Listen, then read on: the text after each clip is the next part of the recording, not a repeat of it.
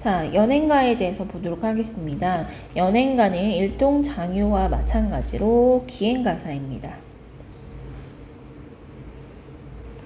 그래서 여행의 과정, 여정에 따른 시간의 흐름에 따른 구성 방식인 이런 추보식 구성 방식들이 나타난다라고 보실 수 있습니다. 여기서는 저희가 우리나라가 조선이라는 나라가 청나라한테 패하고 나서 그 다음에 사절단으로 가는 상황입니다. 그럼에도 불구하고 약간 청나라는 오랑캐라는 그런 멸시하는 태도가 여전히 나타나거든요. 그 장면이 장면 1에서 제일 잘 나타나고 있습니다. 의복이 개의하여서 참 놀랍다라고 얘기를 하는 거고요. 그러니까 우리나라랑 다른 이런 문화적인 충격 이런 부분들이 나타나 있고요. 그 다음에 머리는 앞을 깎고 뒤만 따라 내리친다라는 건 뭐냐면 변발에 대한 내용입니다. 위에 그림도 나와 있죠. 보시면 여기까지 깎고 여기 뒤에만 이렇게 해서 머리를 닦는 스타일이에요. 그러니까 우리나라 조선 막 옛날에는 뭐 머리를 손대면 뭐 난리 난다고 했었잖아요. 그래서 상상할 수 없는 충격적인 모습들이었겠죠. 그 당시에는. 그 다음에 이제 뭐 아래기 이런 건 모자 얘기입니다. 근데 이제 이런 부분들 보세요. 1년 365일에 양치를 한 번도 안 해서요. 이빨은 황금색 같고요. 손톱은 자르지 않아서 손톱은 깎지 않아서 5치 굉장히 길다 뭐 이런 표현입니다. 이런 표현을 통해서 저희가 알 수 있는 것이 이거죠. 이런 호인들, 청나라 사람들 생활 문화를 멸시하는 태도가 드러납니다. 이 사람들을 멸시함으로 인해서 상대적으로 우리 민족은 민족적 우월감을 얻는 표현이겠죠. 그리고 이제 여기서 드러나는 막 표현법들이 양치를 한 번도 안 했다, 뭐 이런 과장법이라든가, 약간 그래서 이빨이 황금 같다, 막 이런 거는 약간 좀 해학적이죠. 웃음을 유발하는 해학도 있고요. 그 다음에 이빨이 황금이다 이런 표현을 통해서 은유적인 것도 있을 거고요. 무엇은 무엇이요 비슷한 문장 구조의 반복도 있을 거고, 양치를 한 번도 안 했다 이것은 뭐 이제 반대로 얘기하는 거잖아요. 그건 아니지만 과장하기 위해서 한 번도 안 했다라는 부정적인 방법들을 쓰는 거죠. 그래서 이런 표현 방법들도 같이 활용이 돼서 이렇게 호인들의 생활 문화를 멸시하는 태도가 드러난다라는 거고요. 그 다음에 이제 가옥 문화에 대해서는 상당히 이제 긍정적으로 평가를 합니다. 필요한 부분에 대해서는. 근데 이제 처음 시작할 때 여러분들 보시면 알겠지만, 묵을 곳이라고 찾아가는 집 제도가 참 우습다. 그러니까 이런 기이하다 이런 표현이에요. 기이하다. 그러니까 어찌됐든 이렇게 시작할 때는 여러분들 보시면 계속 뭔가 비웃음이라든가 이런 멸시하는 태도가 드러납니다. 하지만 이제 여기 안에 보시면은 캉의 제도가 부뚜막과 유사하고 이러면서 누워 자고 낮이면은 손님 접대하기 좋고 뭐 이런 얘기를 합니다. 그래서 이런 부분을 통해서 나름의 객관적인 태도, 그러니까 효용성, 필요성 부분이 있는 애들이 그건 나름대로 이렇게 인정해주는 태도도 보입니다. 그래서 이런 이중적인 태도가 있다라는 거죠. 인정을 하면서도 실용적인 부분을 인정을 하면서도 멸시하는 태도가 같이 나타나 있다 이거죠. 마지막에도 뭐라 그래요? 미천한 호인들이라고 나와 있잖아요. 그러니까 이런 부분들을 통해서 청에 대해서 정말 깔보고 있구나, 멸시하고 있구나를 알 수가 있습니다. 그래서 전반적인 내용을 봤을 때 이중적이다 라는 말을 하는 겁니다. 자, 그러면 여기 보시면 다시 한번 정리는 되어 있죠. 청의 문물에 대해서 이중적 태도를 가지고 있다 이거죠. 훌륭한 문화도 있지만 기본적으로 멸시하는 이런 부분들이 서로 상반된 입장의 부분들이 나타난다 라고 보시면 됩니다.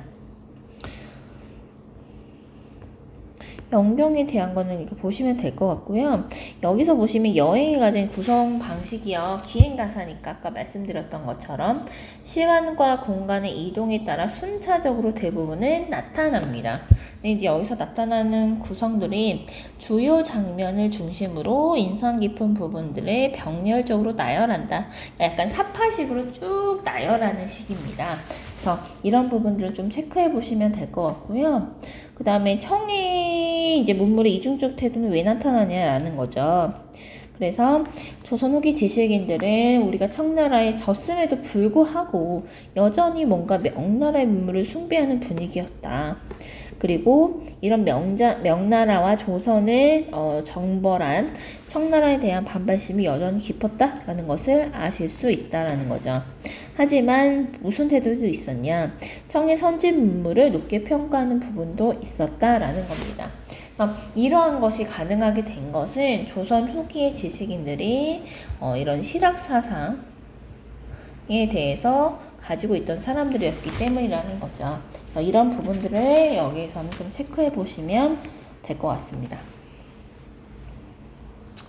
자, 그러면 한 장 더 넘어가시면 이제 여기가 앞에 나온 본문에 제시되어 있지 않은 다른 부분의 이제 연행가의 모습이고요. 이런 부분들을 보시면 될 것 같습니다. 그 다음에 좀 넘겨서 춘명곡 들어가겠습니다. 춘명곡은요, 수능에도 2009년도에 출제가 됐던 작품이고요. 한번 살펴보도록 하겠습니다. 춘명곡은 여러분들 보시면 봄잠에서 깨어지는 노래예요. 그러면 왜 잠을 제대로 이루지 못하냐 이런 것들도 한번 보실 수 있겠죠. 자, 그러면 한번 볼게요. 여기 전반적인 내용은 항상 여러분들이 읽어보시면서 전체적인 내용을 파악하시길 바랍니다. 저랑은 모든 작품들을 처음부터 끝까지 자세히 보자라는 게 아니고 여러분들이 전반적으로 이제 공부하시면서 이런 포인트들은 아셔야 돼요 라는 부분들을 제가 하는 거니까요. 자, 3경, 4경 비로소 들어 어쨌든 잠을 못 자고 있어요. 지금 잠을 못 자고 있다. 잠을 잘 들지 못하고 뭔가 뒤척이고 이런 모습들을 뭐 사자성어는 전전반측이란 말도 쓰죠. 자, 그래서 그립던 님을 꿈속에서 만나는 장면이 나옵니다. 그래서 여기서의 여러분들 꿈이라는 것은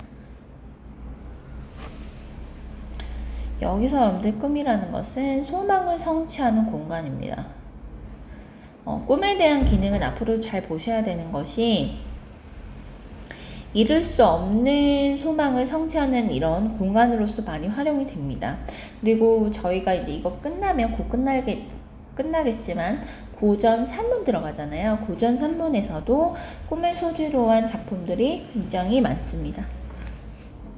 그래서 여기서는 우리님 이런 사랑하는 여인과 만나게 해주는 이런 매개물로서의 역할을 한다라는 겁니다.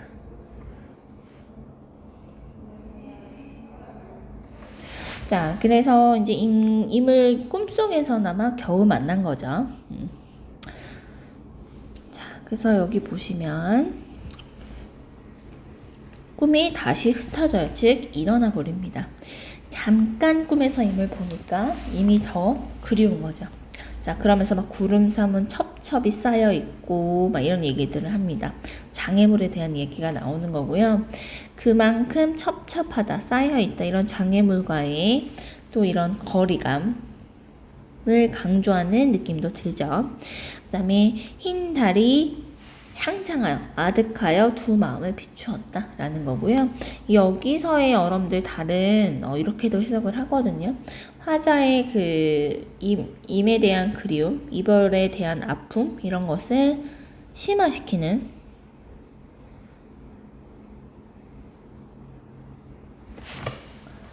객관적 상반물로서 봅니다. 그 다음에 여러분들 두 번째 장면 보시면은요, 기러기가 그냥 지나갈 수 있는데 꼭 혼자 다녀요. 그러니까 이런 것들이 다 뭐냐면 화자가 힘이 없어서 외로움 신적, 이런 화자의 감정이 이입된 소재라는 것을 아실 수 있습니다. 그래서 아득한 이런 구름밖에 빈소리밖에 안 난다. 임이 있을 것 같아서 봤는데 아무 소리도 안 난다. 그러니까 이런 부분들이 어때요? 이런 화자의 감정 정서가 심화되는 거죠. 더 슬프고 더 그립고 이러겠죠. 그 다음에 약수는 좀 알아두시면 좋아요. 왜냐면 다른 작품에도 많이 나옵니다. 전설에 나오는 강 이름인데요. 얘는 그냥 화자, 시적 화자가 남자든 여성 화자든 간에 이런 사랑하는 인을 가로막는 장애물의 역할로서 다른 작품에서도 굉장히 많이 나옵니다. 그 다음에 조각달이 되고 싶고요. 오동달이 되고 싶대요. 여러분들 보시면은 고전시 가서 이런 거 되게 많이 나오는 거 아시죠? 꼭 자기가 직접 못 가니까 화자를 대신할 이런 자연물들을 제시를 합니다. 이런 걸 가지고 이렇게도 표현을 하거든요. 화자의 분신. 자, 여기서는 화자를 대체할 이런 분신을 통해서 임과 제외하고 싶은 이런 소망을 얘기하는 것이다 라는 것을 보실 수 있고요. 여기서 또 안 끝나요. 북쪽 창문에 가서 울고 싶다 이런 얘기 하고 나서요. 갑자기 제비가 되고 싶고요. 나비가 되고 싶고요. 뭐 이런 내용을 얘기합니다. 강이 다 마르도록 이런 것들. 이런 것들은 여러분도 아시겠지만 과장법이죠. 실제로 마를 수는 없으나 이런 과정법을 활용함으로 인해서 그만큼 임에 대한 그리움, 이별에 대한 아픔이 크다라는 것을 효과적으로 표현하기 위한 방법들이겠죠. 그래서 이런 것들을 한번 확인해 보실 수 있습니다.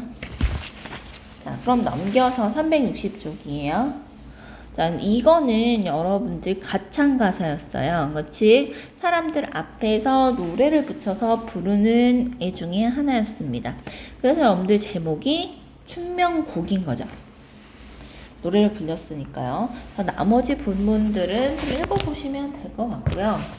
그래서 저희가 전반적으로는 사실 기록 위주의 것들을 봤는데 뒷부분에 이제 몇 개 앞으로 볼 작품들은 실제로 노래까지 불려졌던 작품들이 좀 나옵니다. 그래서 이런 애들은 대중적인 공간에서 전승되고 향유된 문학들이 있었다. 이런 것들. 그 다음에 여러 사람에게 입에서 입으로 정해지기 때문에 약간 다양한 비슷한 내용이지만 뭔가 표현이 다른 노래말의 기능도 다양하고 이런 변화들이 있다라는 것은 보시면 될 것 같습니다. 이걸 제가 본 이유는 사실 이것 때문이거든요. 자연물을 활용한 정서 표현이 굉장히 여기서는 많이 나타납니다. 그래서 여기에 대한 공통적인 특성들이 있어서요. 한번 보려고 가지고 왔거든요. 여기서도 여러분들 보시면은 슬픈 화자의 감정을 이입하는 소재들이 있었어요. 화자의 감정을 이입하는 소재들이 두견세라든가 외기럭이라든가 이런 것들이죠. 그냥 기러기가 아니에요. 꼭 외기럭이라는 식으로 화자의 뭔가 외로움, 그리움 이런 것들을 강조하죠. 자, 첫 번째는 화자의 감정을 이입했다. 두 번째는 조각달, 오동, 잘새, 제비, 나비 이런 것들을 이용해서 화자의 분신으로 설정했다. 그 다음에 세 번째는 자연물을 인과 화자 사이에 장애물로서 활용을 하더라 이거죠. 그래서 이런 게 구름, 약수 이런 게 있었다라는 겁니다. 그리고 객관적 상간물인 그 다음에 이런 것을 통해서 오히려 시적 화자가 가지고 있는 감정을 심화시키는 대상으로도 쓰더라 이런 것들입니다. 그래서 자연물을 활용한 이런 정서 표현은요, 잘 아셔야 되는 이유 중에 하나가 이러한 것들을 굉장히 이 당시에 관습적인 표현으로 쓰였다라는 겁니다. 즉 관습적 표현이라는 것은 이 당시에 널리 사람들이 썼고 그걸 썼을 때 많은 사람들이 이해할 수 있는 표현이라는 거죠. 다른 고전 시가에서도 많이 나타날 수 있는 부분이어서 이거는 꼭 아셨으면 좋겠습니다. 그 다음에 여기의 특징점은 이거예요. 대부분의 고전작품에서 누군가를 기다리고 있는 시적 화자는 대부분 여성이에요. 근데 여기서는 남성입니다. 하지만 이런 다시 만날 것에 대한 소망, 자신의 감정을 자연물에 의탁하는 이런 모습들을 통해서 여성 화자로 쓰이는 다른 고전 시가의 정서와 크게 다를 바가 없다라는 게 특징점이고요. 그 다음에 아까 말씀드렸다시피 이런 꿈은 화자의 소망을 성취하는 역할로서 쓰입니다. 조금 다른 부분은 이런 부분이에요. 나중에 입신양면에서 다시 갈게 뭐 이런 부분인데 어찌됐든 공통적으로 저희가 다른 작품에서 다룰 수 있는 부분들은 같이 꼭 알아두셨으면 좋겠다. 그래서 자연물을 활용한 이런 정서적인 표현에 대해서는 아셨으면 좋겠습니다. 자, 그럼 넘겨서 362쪽 유상가 보겠습니다. 자, 유상가도 마찬가지로 가창이 됐던 애입니다. 여기 전반적인 그냥 내용만 말씀을 드리면 여기서는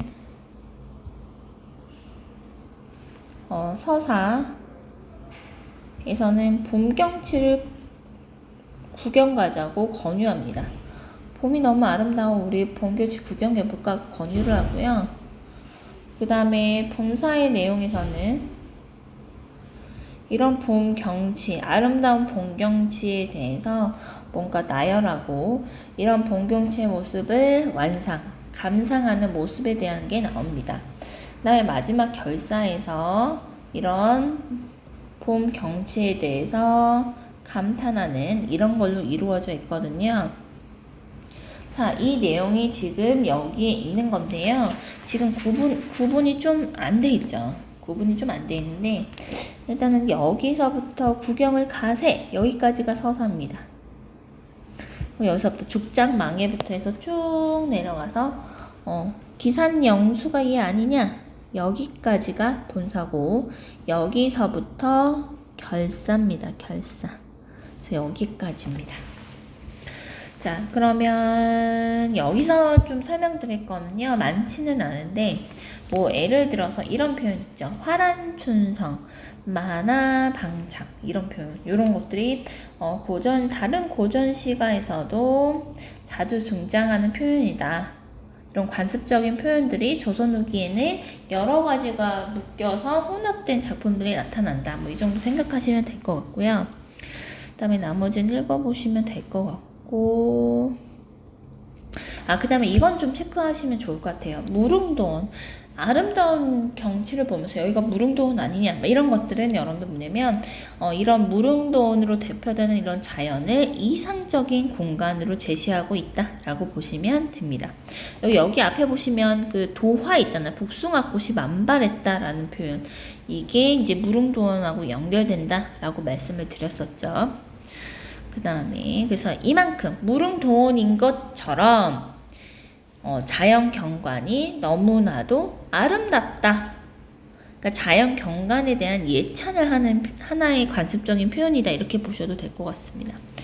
그 다음에 여기서는 다른 부분이 아니라요. 지금 여기 보시면 기암은 층층층 장송은 낙납하면서 이제 여기 보세요. 콸콸 주르르르 막 이러면서 고유어를 사용하면서도 다양한 의성어, 의태어를 사용하면서 하는 요 부분을 굉장히 문학적 완성도가 높다.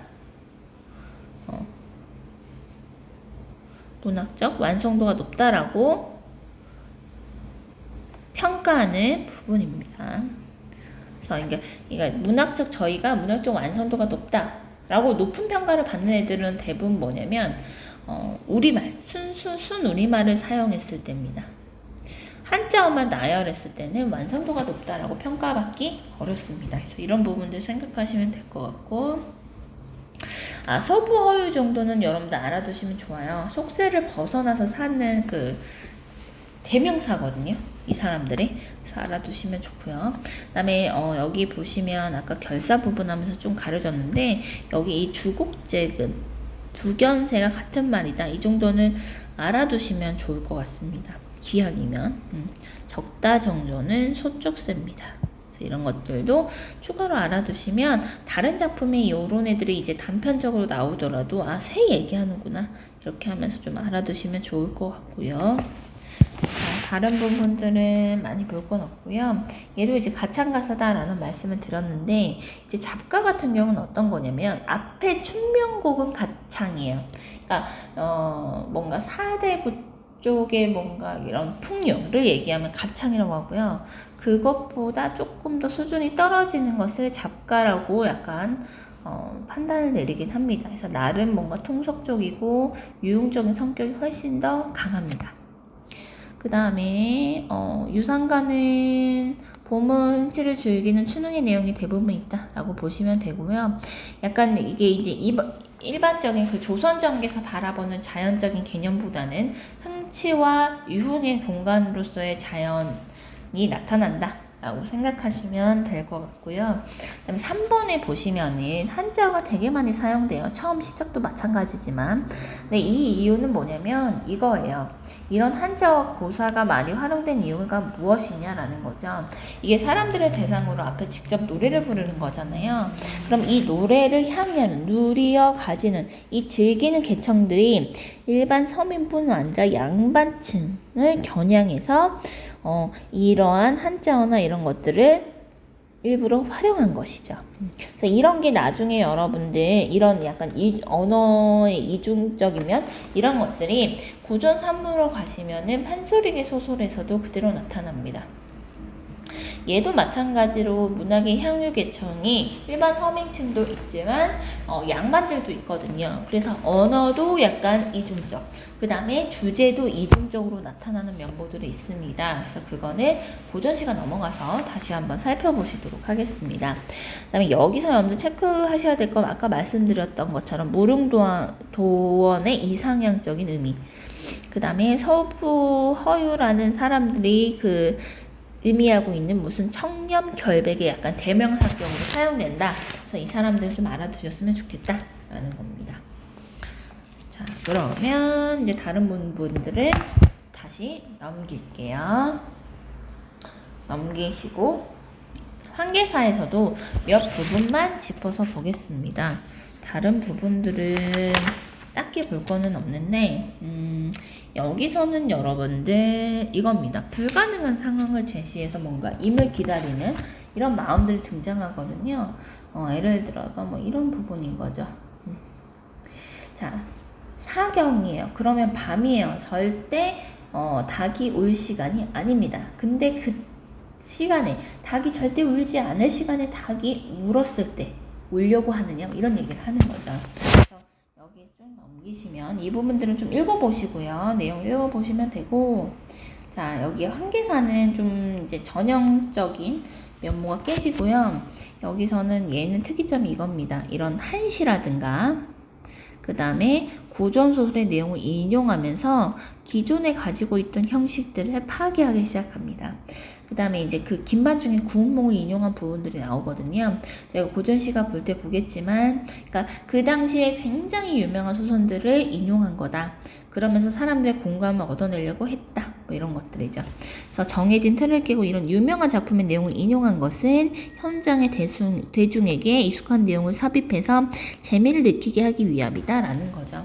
그래서 조선 전기의 뭔가 전형적인 이런 특성들이 조선 후기에는 하나씩 깨지는구나 뭐 이렇게 보시면 될 것 같고요. 그 다음에 이제 얘는 실질적으로 그냥 기록만으로 것이 아니라 실질적으로 노래가 부르는 애들이기 때문에 뭔가 즉흥성, 그다음에 구비성 이런 것들이 등장한다. 이렇게 유행했던 다른 문학 관례들도 빌려다가 썼더라 이런 부분들입니다. 그 다음에 여기서 이제 장애물이 나오긴 하는데요. 이게 잡가나 사설 시조로 갈수록 이런 반복이나 나열의 방식을 통해서 표현하고자 하는 주제들이 자주 나타난다라는 거고요. 그 다음에 환계 같은 경우는 아까 말씀드렸던 것처럼 현실적으로 불가능한 상황을 제시해서 그만큼 임을 애타게 기다리고 있다라는 것을 강조한다. 이 정도가 특징점이라고 보실 수 있습니다. 여기 뒷부분 보시면요. 문제에 여기 보시면 이런 말을 써요. 화자가 임과 이별한 상황에서의 내용을 쓴 것은 사실 조선 전기뿐만 아니라 지금 현재까지도 굉장히 많이 나오고 있는데요.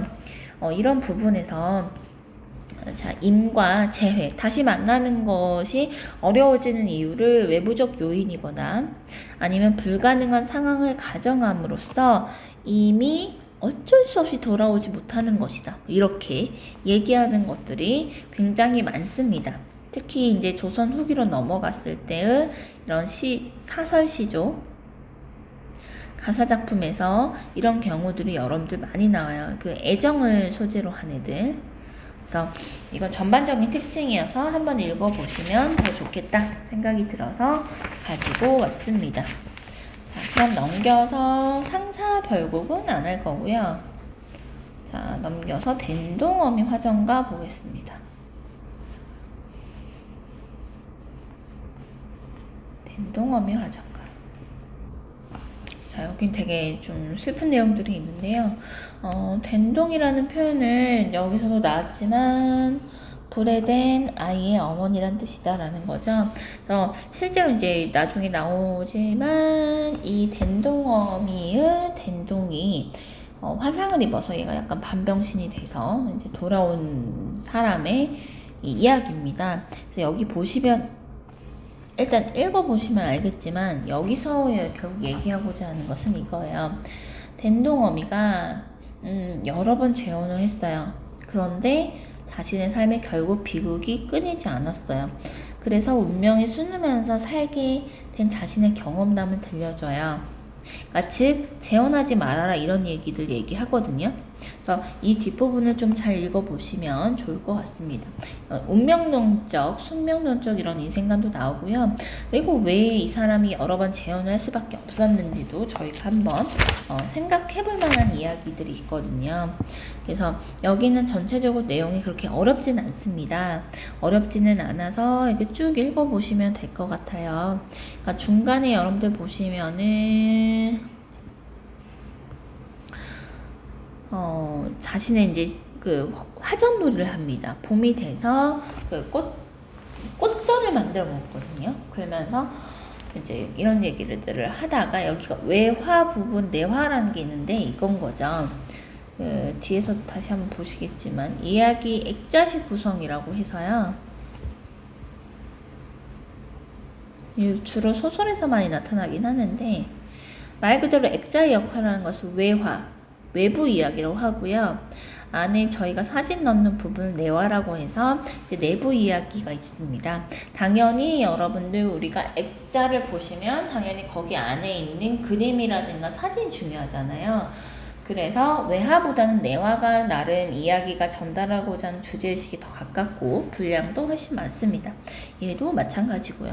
그래서 얘가 이제 그 자신의 신세를 한탄하고 뭐 이런 내용이 있어서 이건 읽어보시면 될 것 같고 여기에 대한 특징적인 부분들을 372쪽에서 같이 한번 정리해 보도록 하겠습니다. 자, 일단은 여성들에 의해서 창작된 것은 규방 가사라고 합니다. 그래서 여러 가지 것들이 있어요. 엄마가 딸에게 시집가서 해야 될 가르친 것은 뭔가 개녀가라든가 경축가라든가 풍류가라든가 그 다음에 자탄가 여러 가지들의 종류가 있어요. 대부분은 여러분들 지금 생각해 보시면 조선시대 때 여성들의 사회적 지위도 낮았고 삶이라는 게 행복하지 않았기 때문에 규방가사를 보시면 굉장히 이 시대의 여성으로서 살면서 느끼는 이런 서름이라든가 이런 불합리함이라든가 이런 것들이 굉장히 많이 나타납니다. 근데 이제 일반적인 규방가사라기보다는 이 사람들은 하층민이기 때문에 하층민이어서 좀 이 사람들이 겪는 생활상이 굉장히 구체적으로 나와 있고 뭐 그렇습니다. 한번 볼게요. 일단은 여기서는 화전놀이를 통해서 이제 제시하는 거고요. 여기 보시면은 자, 액자식 구성이라는 말이 나옵니다. 그래서 화전관, 그러니까 그 화전놀이 하는 처음에 들어가는 이야기가 외화예요. 그 다음에 댄동엄이라는 사람의 자신의 인생 이야기 서사가 내화입니다. 그래서 당연히 이 내화가 중점적인데요. 이 내화의 얘기는 뭐냐면 비극적인 삶을 산 댄동엄의 일생담이 주된 내용입니다. 그래서 이걸 통해서 제가 하지 말아라, 의미가 없다 뭐 이런 내용을 얘기를 합니다. 이런 화전놀이는 여성들의 이런 연대의식, 그 다음에 결속력을 높이는 놀이였다라는 것을 한번 체크해 보실 수 있고요. 그 다음에 하나 좀 체크해 보셔야 되는 게 여러분들이 액자식 구성을 하잖아요. 화전놀이를 통해서 지금 덴동어미의 그 삶이 등장하죠. 이런 액자식 구성을 왜 썼냐라고 봤을 때는 덴동어미의 그런 사연 있죠. 이런 사연이 사실감이 있겠다라고 생각 들고, 사람들도 더 설득력, 읽는 사람으로 하여금 또는 듣는 사람으로 하여금 설득력이 형성되는 부분이 있을 것이다 라는 것도 한번 체크해 보시면 좋을 것 같습니다. 그럼 이번에 보시면 덴동어미의 삶이 조선 후기의 사회상에 반영되어 있다라는 거거든요. 그러면 이 사람은 왜 이렇게 괴로우면서도 계속 재가를 할 수밖에 없었냐 라고 봤을 때는 이제 이건 거죠. 조선시대는 남성 중심의 사회예요. 그러면 혼자 생계를 꾸려갈 능력이 없었던 하층민 여성은 계속해서 다른 남성의 생계를 의지할 수밖에 없었던 현실을 반영한 것이다 라는 거죠. 계속 반복됐던 재혼이라는 것은요. 그래서 뭐 이렇게 나와요. 수절이라는 게 강요되었지만 이거는 양반 부녀자들에게나 가능한 일이었다. 하층민 여성들은 원치 않아도 생계를 위해서 의지할 수밖에 없었다라는 것이죠. 그래서 이런 현실들을 찾아볼 수 있고요. 첫 번째. 그 다음에 하나는 것은 남자들이 왜 이렇게 많이 죽냐는 거죠. 그래서 왜 이렇게 많이 죽냐라고 봤을 때는 조선 후기의 사회상이 하나 더 보이는 거죠. 과도한 이런 세금을 걷는 것이라든가 아니면 전염병, 역병이라든가, 그러니까 전반적으로 조선 후기의 서민들에게 처한 삶들이 갈수록 뭔가 궁핍하고 이런 상황이었다라는 것을 또한 알 수 있는 겁니다. 자, 그래서 덴동어미가 이제 고향으로 돌아온 까닭은 무엇이냐 이거죠. 그래서 원래의 목적은 이거였겠죠. 자신의 이런 재혼이 더 나은 삶을 위한 것이었겠죠. 하지만 더 큰 고난으로 이어지더라 이거죠. 그래서 이제는 남성에게 의지하여 사는 삶은 한계가 있다라고 생각했고 주체적인 인생을 앞으로 살아야겠다라고 결심했다라는 거죠. 그래서 그냥 운명대로 살자 뭐 이렇게 얘기를 하지만 결국엔 뭐냐면 표면적으로는 운명이 순응해야 된다라고 하지만 실질적으로 내면적으로는 이면적으로는 운명을 개척하는 강인한 의지와 삶의 태도를 보여주는 작품입니다. 그래서 얘는 충분히 좀 더 특징화시켜서 충분히 출제가 가능한 작품이다라는 생각이 들고요. 한번 보시는 게 꼼꼼히 한번 읽어보시는 게 좋을 것 같습니다. 왜냐면 고전시가에서 특히 여성 화자가 등장하는 이런 작품에서 뭔가 운명을 개척해 나가는 작품들은 그렇게 많지 않거든요. 그래서 한번 좀 보셨으면 좋겠다라는 생각들이 듭니다. 자, 그 다음에 우부가 보겠습니다. 374쪽. 자, 우부가는 전체적인 내용은 이제 이게 조선 후기 더 끝무렵으로 갈수록 저희가 현재 쓰고 있는 한글과 가까워지면서 해석하는 데 여러분들 어려움이 있지는 않아요. 그래서 그냥 보시면 될 것 같고요. 여기서 몇 가지 특징점만 잡을게요. 조선 후기 양반들의 타락상들이 나타나는데요. 이게 단순히 조선 후기 양반들이 무조건 타락했다라고 보는 것보다는 이제 몰락한 이런 양반들에 대한 타락 여러 가지들이 나타나거든요. 일단은 이 우부가라는 특징은 뭐냐면 한 인물이 좀 중점을 이루긴 하는데 도덕적으로 타락한 세 남성들의 행실이 나열되고 있습니다. 일단은 그래서 대부분은 셋 다 유사한 행보를 겪어요. 다들 비참한 결말을 맞이하죠. 근데 이제 이 얘기를 봤을 때 어떻냐라고 봤을 때는 이 당시에는 이제 조선 후기로 넘어가면 경제적으로 몰락한 양반 계층들이 늘어나더라 이거죠. 이런 사람들이 윤리적 도덕적으로도 타락해가는 과정과 결과를 보여주는 작품이다라는 겁니다. 그래서 조선 후기의 시대상을 엿볼 수 있는데요. 여기 2번 보셔도 비슷한 내용도 나오기 시작하거든요. 그러니까 기존의 봉건 질서가 무너져요. 납소책이라고 해서 조선 후기로 들어서면은 돈으로 벼슬을 사고 신분들의 계층 간의 이동이 가능합니다. 그러면서 이제 이렇게 몰락한 양반들도 있고, 그러니까 기존에 가지고 있었던 양반들의 모습들이 깨지기 시작하는 거죠. 그래서 양반으로서의 위험, 유교적 동목 실천 이런 것들이 전혀 보이지 않더라 이겁니다. 그래서 봉건제라고 했던 이런 양반진 전체에 대한 타락적인 모습, 그다음에 향촌 한 마을이라는 이런 규범들이 무너져가는 이런 현실들이 잘 드러난 것이 우부가다. 뭐 이 정도 보시면 될 것 같습니다. 그 다음에 3번 보시면요. 3번에서 경계라는 뜻은 다시 한번 알고 계시면 좋을 것 같고요. 그 다음에 이 부분, 여기 이 작품은요, 인물의 행동을 굉장히 사실적으로 묘사합니다. 사실 조선 후기로 들면 사실적으로 묘사, 구체성 이런 것들이 조선 후기의 굉장히 특징 중에 하나거든요. 근데 단순히 교훈만 주는 것이 아니고 웃음을 유발하는 점들이 조금 있다. 이 정도 체크하시면 될 것 같고. 그 다음에 양반이잖아요. 양반인데도 불구하고 어찌됐든 이 사람들이 타락한 것도 맞아요. 하지만 또 양반을 직설적으로 비판하고 있다. 이런 부분들도 특징점으로 잡을 수 있습니다. 그래서 전반적으로 이런 부정적인 현실에 대해서 묘사, 직접적인 이런 서술, 이런 것들이 풍자해야 공감, 웃음을 불러일으키는 작품이다. 라는 거 보시면 될 것 같고요. 그럼 이런 작품을 왜 썼냐라고 생각을 해보시면은 이거예요. 결국에는 얘네들처럼 인간이 기본적으로 할 대우를 지키지 않으면은 결국 망할 수밖에 없어. 파멸할 수밖에 없어. 이런 걸 통해서 일부러 더 비참한 결말을 형성해서 보여줘서 경계의 의미, 교훈으로 삼고자 하는 의미가 강하다라고 보실 수 있습니다. 그리고 또 이렇게도 해석은 합니다.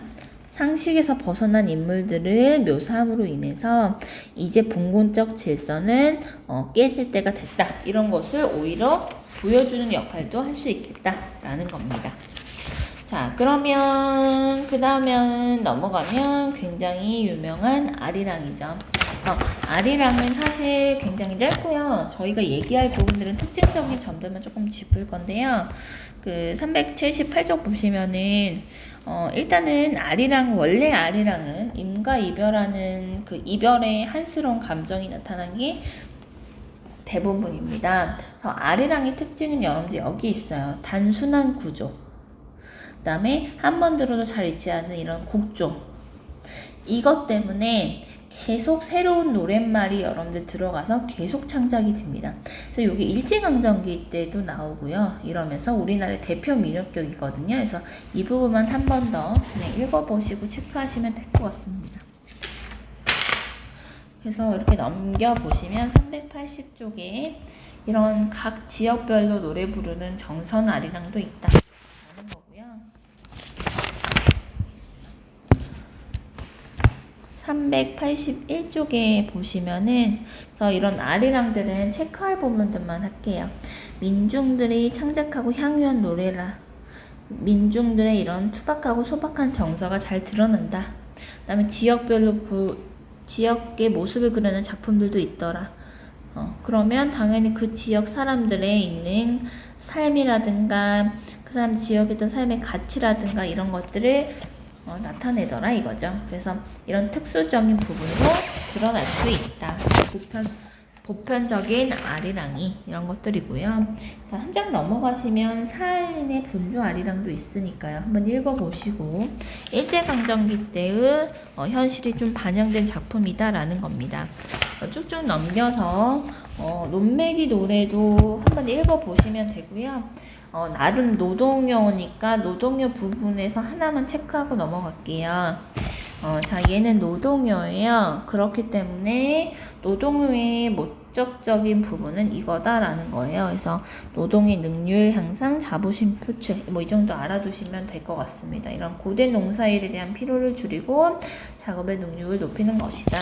노동요의 목적적인 부분하고요. 그 다음에 1번 보시면은 대부분 노동요는 선우창 형식입니다. 그래서 후렴구를 반복하거든요. 그래서 리듬감도 형성하고 일하기도 쉽게 하고 흥을 돋아서 피로도를 좀 이렇게 낮추는 이런 효과가 있는 것이 노동요다 정도 보시면 될 것 같습니다. 그 뒷장 넘어가시면은 388쪽에 이것과 관련된 질문이 있는데요. 요것만 읽어보셔도 기본적인 민요의 기능에 대해서는 좀 이해하실 수 있을 것 같습니다. 그래서 요거 한번 읽어보시면 될 것 같아요. 그러니까 민요에 대해서 기능요와 비기능요에 대해서 나누었고요. 그 다음에 기능요에 대해서 이런 노동요, 의식요, 유희요 이런 식으로 해서 민요에 대한 정리를 굉장히 잘 해놓은 내용적인 부분이 있어서 이 부분만 좀 읽어보시면 될 것 같다 라고 보입니다. 자, 그래서 그 다음에 넘기시면 시집살이 노래예요. 시집살이 노래. 이거는 되게 유명한 작품이고요. 앞에 부분은 읽어보시고 특징적인 부분들만 몇 개 짚겠습니다. 얘도 삼이인곡, 별삼이곡, 송미인곡 이런 애들처럼 두 여성의 대화로 이루어져 있습니다. 이런 대화로 이루어져 있는 이 두 명을 자 보시면 보조적 화자 또는 중심 화자라는 다른 용어로 정의하고 있으면 조금 알아두시면 좋을 것 같고요. 자, 그 다음에 이 작품의 창작자는 일반적으로 이런 섬이이기 때문에 양반 쪽이 아니잖아요. 그래서 구체적인 집안 일을 열거하고 있어요. 나열하는 거죠. 나열하는 경우가 여러분들 굉장히 많습니다. 그리고 당연히 강도 높은 가사 노동을 사실적으로 묘사합니다. 나열, 열거, 사실적, 구체적 묘사라는 것은 거의 그 서민 문학의 특징점 중에 하나다 이렇게 보시면 되고요. 그 다음에 과장적인 경우도 굉장히 많이 나옵니다. 그래서 시집살이에 대해서 과장을 하면서 얼마나 시집살이가 고단한지에 대한 것들이 나오고요. 그 다음에 여기서 마지막 부분에 보시면 시집살이의 고단함을 자식을 통해 감내하는 부분들도 등장하고 있습니다. 그래서 서민 문학이기 때문에요. 굉장히 해학적인 것들이 많이 나와요. 그래서 언어 유희라든가 비유 표현 이런 걸 통해서 해학적인 것들이 웃음을 유발하는 것들이 많다라는 겁니다. 그래서 시집살이, 계집살이 같다 이거죠. 그다음에 고추가 아무리 맵다 그래도 시집살이가 더 맵다 이런 표현, 이런 것들이 다 언어 유희죠. 그래서 보시면 되고요. 그 다음에 이제 여기서도 여러분들 저희가 한번 볼 수 있는 것이 이런 가부장적 봉건적 사회 속에서 상대적으로 약자일 수밖에 없었던 이런 여성의 이런 육체적인 심리적인 이런 괴로움이나 이런 것들이 진솔하게 솔직하게 잘 나오더라. 이런 것들 생각해 보시면 되고, 해악에 대한 게 여기 정리되어 있어서요. 좀 한번 읽어보시면 좋을 것 같아요. 그러니까 고달프고 이런 힘든 마음을 그냥 전하면 너무 처지니까 상황을 좀 재미있게, 오히려 재미있는 것처럼 바꾸게 말하면은 상대가 얼마나 힘든지에 대한 충격이 없어지면서도 자기가 전달하고자 하는 감정은 그대로 나타낼 수 있다. 뭐 이런 것들입니다. 그래서 이런 부분들 한번 읽어보셨으면 좋을 것 같고요. 그 다음에 여기 보시면은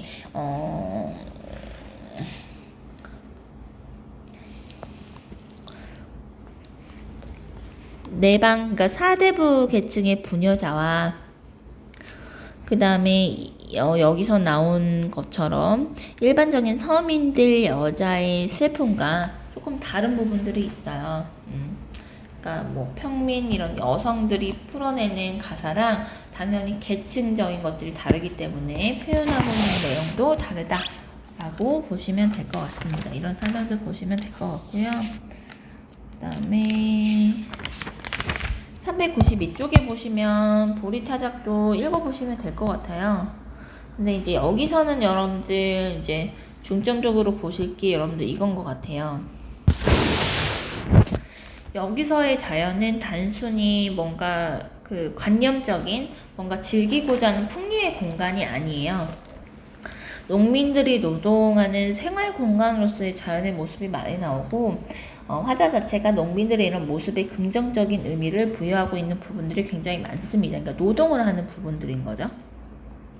그리고 여기서는 여기가 낙원이다 이렇게 얘기를 하거든요. 얘네들이. 근데 이 낙원이라는 것이 옛날 속에 이상적인 공간이 아니에요. 그러니까 일상 속의 현실 공간으로서의 이런 자연, 그 다음에 세속적인 욕망을 의미하는 벼슬길과는 대조를 이루는 이런 자연이다라는 겁니다. 그래서 이런 경우는요, 조선 전기 때의 자연이에요. 조선 전기. 이상한적인 이런 공간들을. 그래서 이렇게 보시면 되고요. 그래서 전반적으로 사대부지만 자연을 충의 공간이라든가 자연 자체를 자연과 함께 법과 함께 살겠다, 자연 조화 이런 공간이 아니라 백성의 삶을 사실적으로 노래하는 공간적인 배경의 의미로 바뀌었구나 이런 것들을 아실 수 있습니다. 전반적으로 다시 한번 보시면 될 것 같고요. 지금 계속 그 정약용의 작품들이 여러분들 나오거든요. 정약용의 작품 같은 경우는 이렇게 보시면 계속 한시로 쓰인 게 많지만 사대부들 중에서 굉장히 그 당시의 지배계층에 있는 관리들에 대한 횡포 그리고 백성들에 대해서 그 겪는 안타까움들에 대한 내용들을 이런 착취당하는 백성과 지배층의 횡포에 대한 풍자를 하는 경우가 굉장히 많습니다. 이거는 한번 읽어보시면 될 것 같습니다. 읽어보시면 될 것 같고, 그 다음에 여기 그 탐진초녀라든가 탐진어가라든가 이런 작품들도 여러분들 보시면은 대부분은 그거야. 탄간오리로 인해서 고통받는 백성들의 모습 뭐 이런 것들인데 얘만 조금 다릅니다. 얘는 좀 다른 거고요. 얘는 약간 고기잡이 어불, 그 다음에 뭔가 이렇게 가득 싣고 오겠지? 그러니까 즉 뭔가 바다의 이런 풍요로움,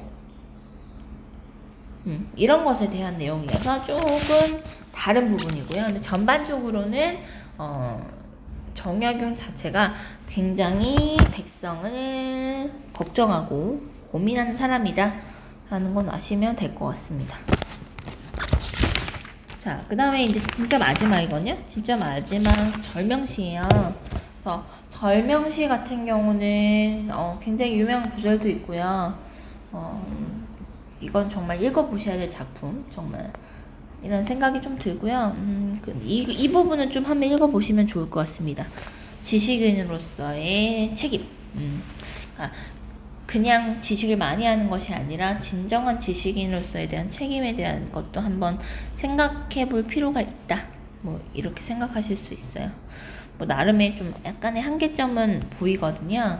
그냥 자결을 하는 것이 다냐 이런 한계점이 보이긴 하지만 굉장히 멋있는 분이라고 생각합니다.